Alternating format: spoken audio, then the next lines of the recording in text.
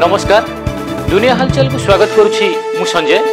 आसंतु नजर पकाइबा वर्तमान रो मुख्य खबर उपरे। कटक महानदी में अग्निशम बाहिनी पक्षर निखोज युवक मृतदेह उद्धार। गतकाली डंगा ओलटि पड़ा फल युवक जनक निखोज थिले एवं युवक जनक ढेंकानाल जिला सप्तशଯ୍ୟା अंचल रजत नायक बोली सूचना। बीजेडी छाड़िले सुंदरगढ़ वरिष्ठ नेता संतोष सम्मान।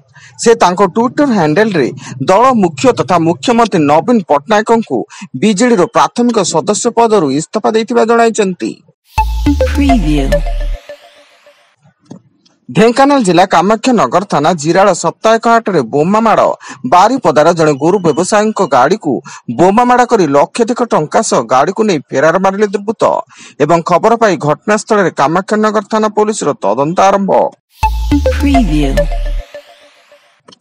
ब्रह्मपुर लोकसभा और विधानसभा आसन में बीजेडी प्रार्थी चयन को नहीं असंतोष आरंभ होईची। उभय आसन में टिकेट आशायी नेता असंतोष जाहिर करने सह दल छाड़िले।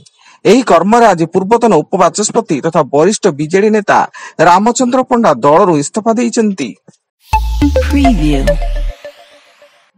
कटक जिलार 9टी विधानसभा 7टी विधानसभा ପାଇଁ बीजेपी प्रार्थी घोषणा କରିଛି, କିନ୍ତୁ 7 ରୁ 7 विधानसभा आसन रे दल भितर असंतोष सामना को आसीଛି। एमिति कि प्राय अधिकांश क्षेत्र रे असंतुष्ट बीजेपी आशायी स्वाधीन भाव प्रार्थी हेबाकू पाग मिलिलेଣି। राज्य में ताती बढ़िया सह असह्य गरम और गुड़गुड़ी जो जनजीवन अस्तव्यस्त होउछि। दिन 11:30 सुधा भुवनेश्वर में तापमात्रा 39.8 डिग्री रेकर्ड करा जायतिया बेले केन्दुझर 39.2, बालेश्वर 38, झारसुगुड़ा 38, राउरकेला 37.8, चांदाबाली 37.4, संबलपुर 37.4, हीराकुद 36.6, पुरी 32.4, पारादीप 32 और गोपालपुर रे 31.8 डिग्री रेकर्ड करा जायछि।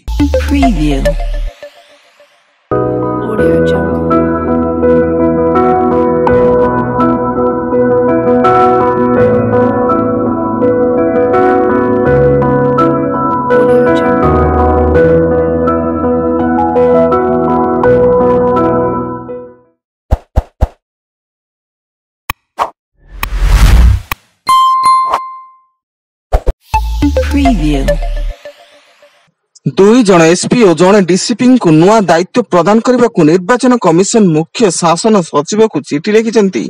ब्रिजेश कुमार राव राउरकेला एसपी होता बेले डॉक्टर उमाकांत दास अनुगुल एसपी होती। सेहीपरि कटक नुआ डीसीपी भाव आर प्रकाश को नियुक्ति मिली। मिलिला हॉस्पिटल रु चोरी होता शिशु। बालेश्वर जिला मुख्य हॉस्पिटल रु शिशु पुत्र चोरी घटना रे शिशु पुत्र मिलवा सह जड़े महिला को अटक रखी पुलिस। गतकाली हॉस्पिटल रु शिशु पुत्र गायब होगा घटना समस्त को चकित करथिला एवं शिशु चोरी हेबा नै ता पितामाता थाना रे अभियोग करथिले।